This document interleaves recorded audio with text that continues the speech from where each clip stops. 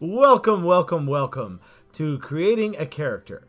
During this video, we will look at 6 different aspects of creating a character sketch, and we'll be joined by some rather famous people. The first will be drawing the physical character, with the Mona Lisa. Then, conflict with William Shakespeare and his character, Hamlet. On to origins with Mary Shelley and her character, Frankenstein. Then worldview and attitude with Jane Austen and her character Elizabeth Bennet from Pride and Prejudice. Then context and character setting with Mark Twain and his creation Tom Sawyer. And finally motivation with one of my favorites, Charles Dickens and Ebenezer Scrooge. Please enjoy. Stop painting for a moment, Leonardo. Hello everyone. Did you know that when you Google character sketch, the most frequent results are actual drawings of characters? During most of the time in which printed literature was being produced, there were little, if any, illustrations of stories and characters. It was you, the reader, who had to imagine the characters being read. Readers used their imaginations in their mind's eye, and the rich descriptions which authors provided, to form characters. When you begin your character sketch, think about the character's physical appearance. After that, you are going to wonder about them. Just like my mysterious smile. Hello there, I'm William Shakespeare. When creating characters, it is important to have a sense of their conflicts, internal and external. My creation Hamlet is one such example. While something is rotten in Denmark, young Hamlet is haunted by grief and his father. He is also driven by ambition and revenge. My plays often have all 3 of the classic conflicts: human versus self, and human versus nature. What say you, Hamlet? My dear William, you have made me experience so many conflicts. As Hamlet, I am deeply involved in each of the classic conflicts, these being human versus self, and human versus nature. I am fighting with everyone, especially my family, my father's ghost, all of my own feelings, and with Denmark itself. When I say it is rotten in Denmark, I really mean it. Knowing a character's conflicts are key to understanding them. I am Mary Shelley. I authored a book so famous that it has become both part of modern literature and pop culture. The book is Frankenstein. I wrote it sitting around a log fire at Lord Byron's villa in Geneva. The dreary summer, we read a lot of German ghost stories, which prompted Byron to propose that we each write a ghost story. During one mid-June evening, the discussions turned to the nature of the principle of life. Frankenstein was published in 1818. If you are doing a character sketch, the concept of the origin of your character is gravely important. I dare say Frankenstein and his monster were from many different places. Thank you, Mary. I am so grateful to have been your creation and that of Dr. Frankenstein. You are right. The origin of a character is critical to a character sketch. Ask yourself these questions about your character. I often ask these about myself. Where do I come from? What is my culture? Who are my parents? What brought me here? Inspiration for writing and creating a character can be like a bolt of lightning. Hi there, I am the English author Jane Austen.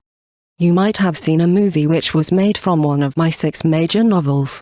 I wrote about my interpretations, critiques and commentary of wealthy, and not so well-to-do, British gentry at the end of the 18th century. My worldview created narratives and characters that explored the dependence of women on marriage in the pursuit of favourable social standing and economic security. Marriage for love alone was not so common. Very different than your 21st century. Believe me, yours is a much better time for women, and this is a good thing. In 1813, I wrote Pride and Prejudice. Why don't we hear from my character Elizabeth Bennet, who expresses my worldview? I am the second daughter in the Bennett family, and the most intelligent and quick-witted. I am the protagonist of Pride and Prejudice and one of the most well-known female characters in English literature. Jane made me clever and brilliant. My honesty, virtue, and lively wit enable me to rise above the nonsense and bad behavior of my class-bound, and often, spiteful society. My sharp tongue and tendency to make hasty judgments leads me astray. My worldview changes as I discover who I am and why my society and the role of women must also evolve. Howdy, my name is Samuel Langhorne Clemens. Y'all might know me better by my pen name, Mark Twain. I was born in 1835 in the small hamlet of Florida, Missouri. Later on, my family would pull up stakes and move to a little place called Hannibal, along the great Mississippi River. It was here, later on in life, where I set my novel, Tom Sawyer. Tom Sawyer takes place in the 1840s, just as the North and South in a couple of decades were fixing to fight the Civil War, and unfortunately the scourge of slavery was in full effect. It was here that Tom Sawyer figures out who he is and the society that he lives in. Setting is so important to the creation of a character. I'm Mark Twain, and let's hear from Tom Sawyer himself. Why, thank you, Mr. Twain. My life right now consists of running away from Aunt Polly, hanging around with my best buddy Hucky, and doing things along the Mississippi River that are questionably good and questionably bad. For setting, when you're writing a character sketch, have a look at me. I'm really influenced by where I live and small town life in the grand old Mississippi. And of course, the scourge of slavery does come into my life, but I resist. I have friends who I choose for myself and act accordingly to the world that is around me. This is my setting, and these are the places that you can create or contextualize my character. I am Tom Sawyer. My name is Charles Dickens, and in 1843, I published A Christmas Carol. I was very interested in commenting on society and the character of common folk and influential people. I thought that there were too many social injustices taking place in Britain.